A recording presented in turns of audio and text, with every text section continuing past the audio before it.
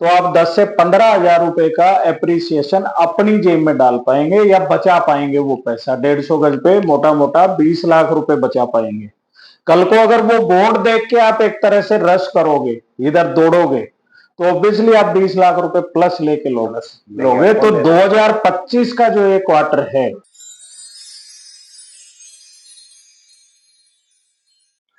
नमस्कार दोस्तों, आप सभी का स्वागत है हमारे YouTube channel ultimate property guide पर।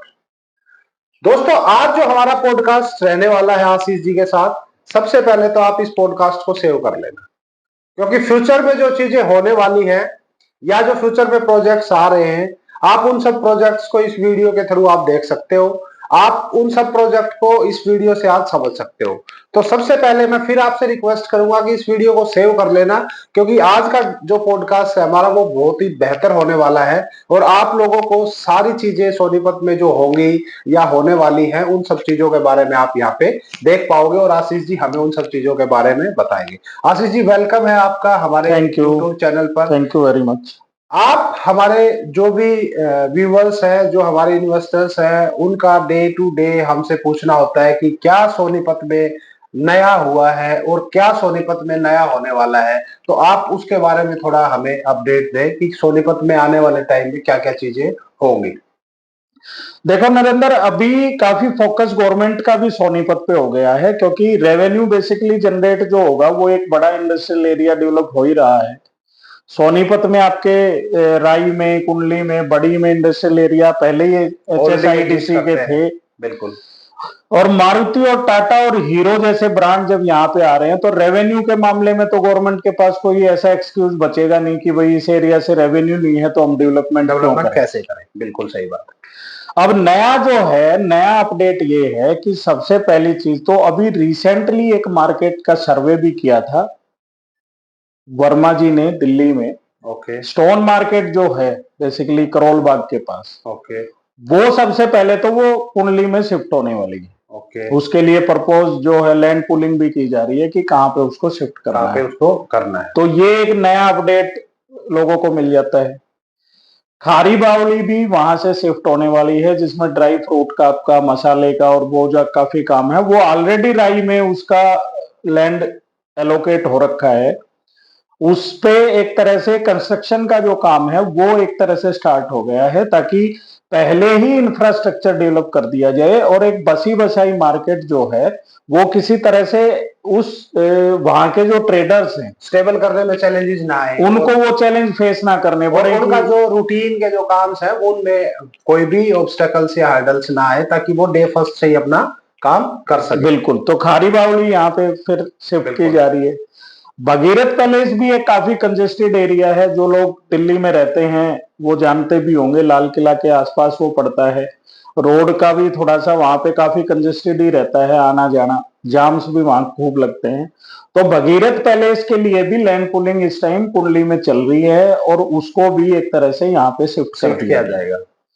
आजादपुर मंडी को गन्नौर शिफ्ट किया जाएगा। ओवरसीज की वहां कंपनीज भी रहेंगी, उनके ऑफिसेज भी रहेंगे। यूरोप में एक मार्केट है, मैं अगले पॉडकास्ट में उस मार्केट के बारे में भी हम पूरा बता देंगे कि वो कैसे काम करती है। उसी यूरोपियन मार्केट की तर्ज पे वो अनाज मंडी इस टाइम डेवलपमेंट चल रही है। वहां रोड बनाए जा रहे हैं, शेड डाले जा रहे हैं, इंफ्रास्ट्रक्चर डेवलप किया जा रहा है। अगर किसी को विजिट करना है तो वो गन्नौर जाके विजिट करके उस एरिया को देख भी फिजिकली वो देख सकता है वहां पे। तो कंपनी अगर जिसको एक्सपोर्ट करने हैं, फ्रूट्स आपके हो गए, सब्जियां आपकी हो गई, या उस तरह का जो लोग काम करते हैं, वो सारे लोग भी एक तरह से गन्नौर में शिफ्ट हो जाएंगे। तो ये तो एक नया अपडेट है आपका। दिल्ली से क्या क्या शिफ्ट हो रहा है सोनीपत या हरियाणा में गए तो। हाँ, ओके।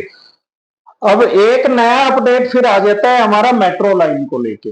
मेट्रो जो प्रोजेक्ट आप कह रहे हैं कि येलो लाइन यहाँ पे आ रही है या रेड लाइन यहाँ पे आ रही है, तो उसमें जो हम अब तक सुनते आ रहे हैं कि वो नाथुपुरा तक आएगी, तो उसमें भी कोई रिसेंटली कोई अपडेट आया है? उसमें देखो 2-3 चीजें अपडेट हो गई हैं। अभी देखो लोगों का कुछ का सवाल ये भी होगा कि यार अभी तो नाथुपुरा तक ही नहीं आई, तो उसमें अपडेट क्या। लेकिन देखो गवर्नमेंट जो है कोई भी चीज जो करती है, जिसका बजट उन्होंने पास कर दिया, जिसपे काम चल पड़ा, वो तो एक तरह से उनकी तरफ से गो एड हो ही गया। तो वो तो उन्होंने 27 में डिलीवर करने की जो कमिटमेंट की है उसको तो वे करके रहेंगे। बिल्कुल बिल्कुल। लेकिन पैरेलली अगर आप 27 की प्लानिंग आज नहीं करोगे तो आप एग्जीक्यूट कैसे? हाँ, तो एग्जीक्यूट कैसे करोगे? इम्प्लीमेंटेशन पार्ट तो हमेशा रहता ही है, 2 साल का, 3 तो प्लानिंग आपको फर्स्ट प्रायोरिटी में पहले आपको 1-2 साल पहले ही आपको प्लानिंग करनी पड़ेगी। अब उसमें अपडेट आपका ये आ गया है कि नाथुपुरा, जिसको हम मानते थे कि ये रेड लाइन का लास्ट स्टेशन रहेगा, वो बेसिकली सोनीपत के सेक्टर 7 तक वो एक्सटेंड कर दी गई है। उसका प्रपोजल चला गया है। खट्टर साहब इस टाइम रूरल एरिया का और डेवलपमेंट का एरिया देख रहे हैं, उन्होंने वो पास भी कर दी है। उसका स्पेशल सर्वे भी इस टाइम चलाया जा रहा है कि अगर हम ये 9 से 10 किलोमीटर की एक्सटेंशन देते हैं तो कितना एक तरह से बजट आएगा।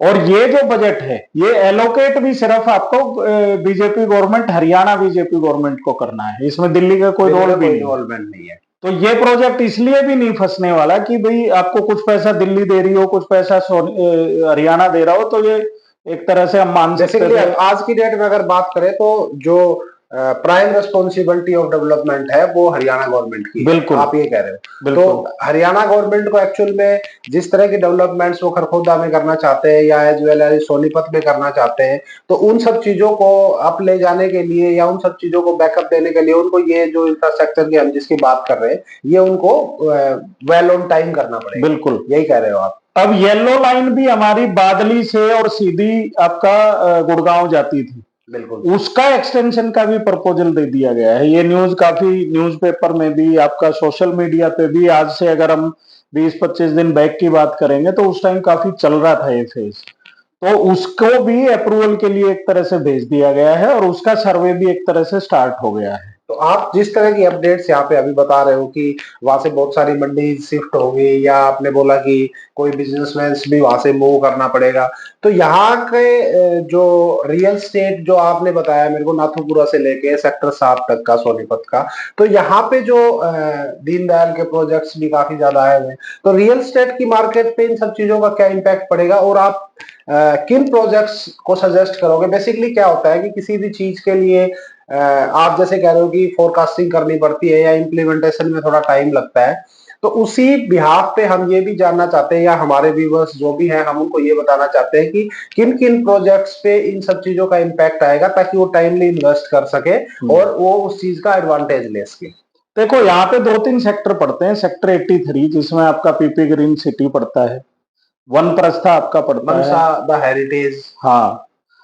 फिर आपका इधर सेक्टर 26-27 में आपके मैप्सको के कुछ प्रोजेक्ट पड़ते हैं, उसमें गार्डेनिया आता है, मैप्सको एस्पर आता है, हुड्डा के कुछ सेक्टर हैं, सेक्टर 7 आता है, ओमेक्स के कुछ सेक्टर हैं, वो भी पार्श्वनाथ उसके आसपास आता है। तो ये जो एरिया है इसका जो इम्पैक्ट, वो इम्पैक्ट आना तब भी था जब वो नाथुपुरा तक आ रही थी, लेकिन वो इम्पैक्ट और ज्यादा हो जाएगा क्योंकि अब वो बिल्कुल सेक्टर 7 से मैं एडजेसेंट एरिया की बात कर रहा हूं।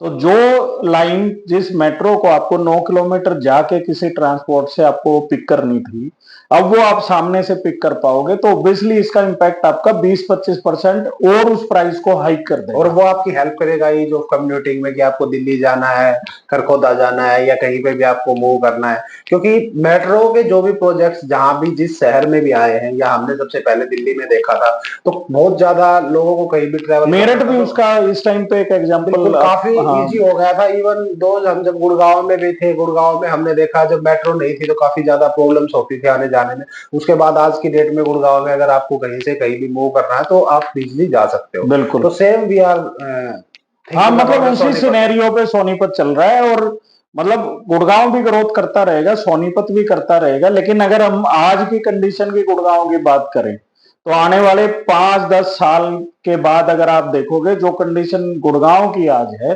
वो सोनीपत की होगी।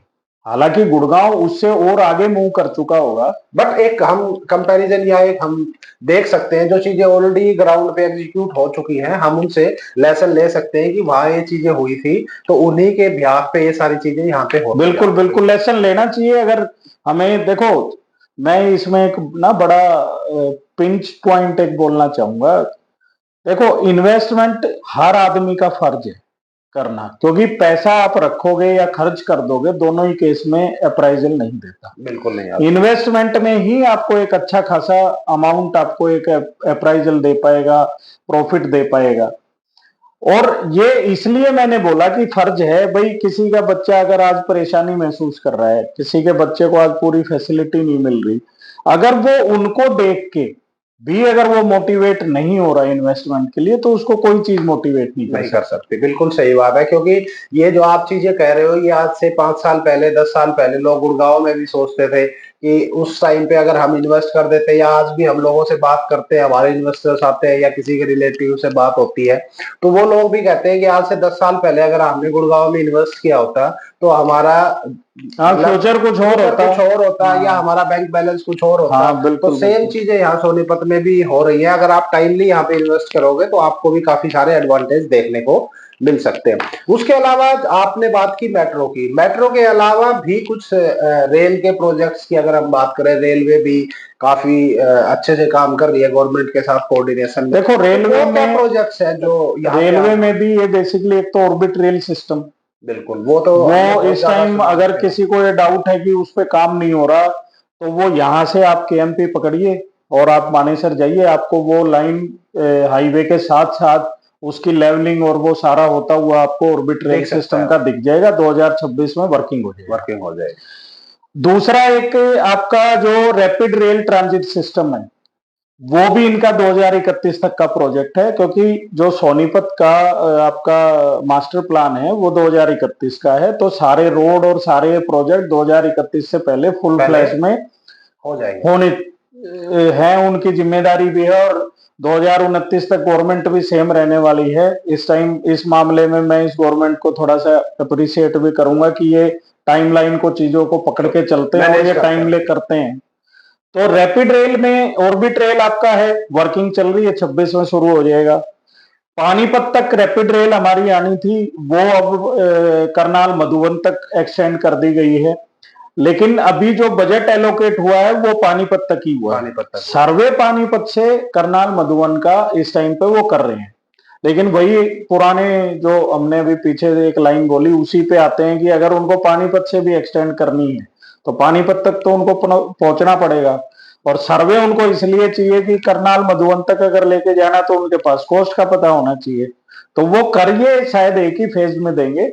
लेकिन पानीपत तक का बजट ये एलोकेट भी कर चुके हैं, उस पे काम भी अभी शुरू हो जाएगा। UER2 आपका एक तरह से शुरू हो जाएगा। भी काफी ज्यादा प्रोजेक्ट्स यहाँ पे, या हाईवे की कनेक्टिविटी की अगर बात करें तो हम तो यही बेसिकली सोनीपत में ही रहते हैं। हमने जो अपनी आंखों के सामने पिछले 1.5 साल 2 साल में जो चीजें देखी हैं वो काफी फास्टली मूव हुई है। हाईवेज की अगर बात करें, एक हाईवे जो 334B है, हमने कभी वहां पे रोड बनता हुआ या डेवलपमेंट होती हुई नहीं देखी, सीधा ही हमने उसको चलता हुआ ही देखा। ये तो बिल्कुल फिजिबिलिटी चीजों में काफी ज्यादा क्लियरिटी है। देखो नरेंद्र, सोनीपत को ना इस टाइम हर लिहाज से कनेक्ट करने की कोशिश की जा रही है, क्योंकि यहाँ पे रेवेन्यू जनरेट होने वाला है। मंडी आएगी तो रेवेन्यू जनरेट होगा, गूगल आ रहा है तो रेवेन्यू जनरेट होगा, मारुति आ रही है तो रेवेन्यू जनरेट होगा, स्टोन मार्केट है वो भी कुछ टैक्सेस भरते होंगे, फिर आपके भगीरथ पैलेस हैं या वो हैं, तो वो रेवेन्यू ही जनरेट कर रहे हैं। तो सोनीपत को हर लिहाज से, अब देखो UER2 से काफी लोगों को ये कंफ्यूजन है कि नेशनल हाईवे 44 से आपको UER2 पे जाना पड़ेगा, लेकिन अगर आप सोनीपत सिटी में भी रहते हो तो एक बाईपास निकाला गया है, जो हमारी दो नहरें, मुनक नहर जिसका नाम है, उसके बीच में से वो बाईपास पैरेलल उसके गुजरता है, और वो भी UER2 पे कनेक्ट होता है। आज की डेट में भी वो वहां पे जो रोहिणी का हेलीपैड, जिस एरिया को एक लोकेशन बोलते हैं, वहां तक तो प्रॉपर ऑपरेशनल है। हाँ, थोड़े बहुत कुछ बीच बीच में पैचेज बचे हुए हैं जो उन पे भी काम चल रहा है। आई थिंक वो 25 क्वार्टर में वो हो भी जाएगा। हाँ, 2025 जून में UER2 फुल्ली वर्किंग हो जाएगा। आप UER2 से जाओगे और एयरपोर्ट पे जाके अपनी फ्लाइट्स पकड़ोगे। तो आपका कहना ये है कि जिस तरह की चीजें यहाँ पे चल रही है, तो सोनीपत में आज की डेट में इन्वेस्ट करना किस तरह की आप मानते हो कि किस तरह के लोगों को यहाँ पे इन्वेस्ट करना चाहिए, या किन लोगों को, या जो प्राइस जो आप बात कर रहे हैं हम यहाँ पे आज की डेट में सोनीपत शहर या सोनीपत में जो दीनदयाल के प्रोजेक्ट्स है वो ट्रेड कर रहे हैं 60K से लेके और 1 लाख के बीच में। तो आप इनको थोड़ा सा ये एलोबरेट करो कि कौन से प्रोजेक्ट्स हैं जिनमें आज की डेट में अगर कोई भी इन्वेस्ट करना चाहता है, या मैं इन्वेस्ट करना चाहता हूँ, या हमारा कोई नोन या हमारा कोई व्यूअर कोई इन्वेस्ट करना चाहता है, तो प्रोजेक्ट्स में किन किन प्रोजेक्ट में इन्वेस्ट करने का आज की डेट में अगर बेनिफिट है। देखो, टीडीआई एरिया में इस टाइम आप इन्वेस्ट कर सकते हो। टीडीआई में एक तरह से मेंटेनेंस वगैरह रोडों की और इनकी शुरू हो गई है, तो रीसेल में वहां आपको चीजें मिल जाती हैं। लेकिन मैं अभी भी थोड़ा सा टीडीआई को लेके श्योर नहीं हूं, जब तक कि वे ये चीजें कंटिन्यू 2 3 4 महीने नहीं रखते।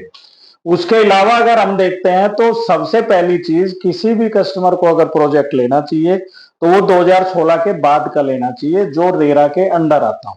तो रेरा के अंडर वाले प्रोजेक्ट्स की आप क्या कहते हो कि रेरा के अंडर जो प्रोजेक्ट आएगा उसके क्या एडवांटेज है?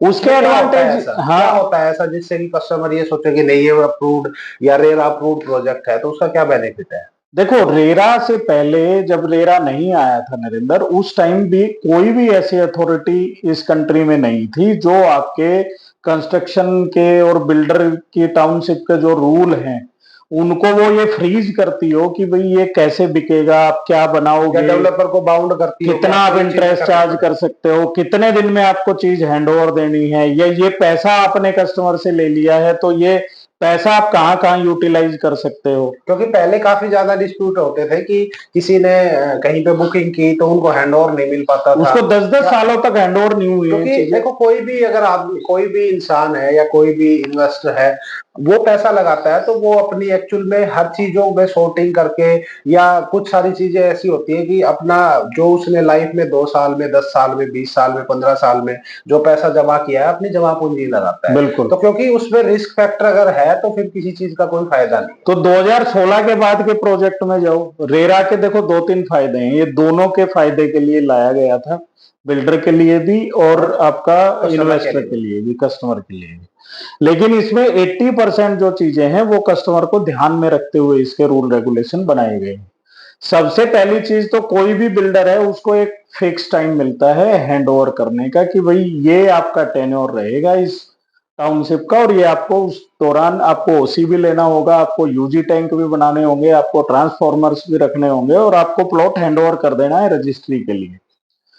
दूसरा, एक कभी कभी बिल्डर चार्ज कर लेते थे हाई ऑफ इंटरेस्ट और प्लॉट उसको देते नहीं थे, तो अब ये दोनों तरफ एप्लीकेबल हो गई है चीज। अगर कोई बिल्डर आज की डेट में आपसे 20% रेट ऑफ इंटरेस्ट चार्ज कर लेता है आपकी किसी ड्यू पेमेंट पे, जो आप किसी कारणवश नहीं भर पाते, और आपने वो पेमेंट देने के बाद अगर वो आपको डिलीवर नहीं करता उस प्रोजेक्ट को या आपके पर्टिकुलर प्लॉट को, तो वो सेम रेट ऑफ इंटरेस्ट उस बिल्डर पे भी एप्लीकेबल होगा और उस अमाउंट पे भी एप्लीकेबल होगा। तो ये इस तरह के जो रूल है ना, ये एक तरह से कस्टमर और बिल्डर की जो बॉन्डिंग है उसको ये और थोड़ा सा साउंड करेंगे, और वो भी टाइम से डिलीवरी देगा, और जिस एक्सपेक्टेशन से कस्टमर पैसा लगा रहा है वो एक्सपेक्टेशन भी उसकी पूरी हो जाएंगी। 1-2% प्लस माइनस 2-4% चीजें चलती हैं, अदरवाइज एक्सपेक्टेशन टेंटेटिव अगर आप किसी चीज की 100 रुपए वैल्यू लेके चल रही है तो एटलीस्ट वो 90 रुपीज तो हिट करेगी। ये आपने बहुत अच्छी बात बताई कि रेरा अप्रूव्ड प्रोजेक्ट्स में जाना चाहिए। तो रेरा अप्रूव्ड प्रोजेक्ट्स आपके आज कौन कौन से प्रोजेक्ट को आप रिकमेंड करोगे कि कौन कौन से प्रोजेक्ट में जाना चाहिए? देखो, अगर हाईवे के आप प्रोजेक्ट देख रहे हैं तो एक जनरल टाउनशिप आती है मनसादा हेरिटेज, उसमें आप हमारे थ्रू पैसा लगा सकते हो। टीडीआई में अगर आपको लेना है, आपको लगता है कि भाई नाथुपुरा से सेक्टर 7 तक जो स्पेशल सर्वे चलाया जा रहा है उसमें आप गवर्नमेंट टाइम ले सकती है, हालांकि वो टाइम नहीं लेगी, लेकिन अगर आप ऐसा सोचते हैं क्योंकि पीछे कुछ चीजें डिले हुई है, तो आप नियोलिव में हमारे थ्रू पैसा लगा सकते हो। 51,000 रुपए का उसका यूआई का चेक जाना है, रेरा भी उनका इस मंथ में तकरीबन आ जाएगा। फिर आप पीपी ग्रीन सिटी को मैं काफी फोकस करता हूं, मेरी कुछ पर्सनल इन्वेस्टमेंट्स भी वहां लगी हुई हैं। ऑन हाईवे की वो साइट है, सेक्टर 7 उसके सामने पड़ता है, और हाईवे एक तरह से आपको बड़ी सिटी से, बड़े स्टेट से, सब चीजों से एक तरह से कनेक्ट कर देता है। और नॉर्थ इंडिया का तो ये गेटवे है, तो बिल्कुल आप एक तरह से नॉर्थ इंडिया के गेटवे पे आप कोई प्लॉट परचेज कर रहे हो।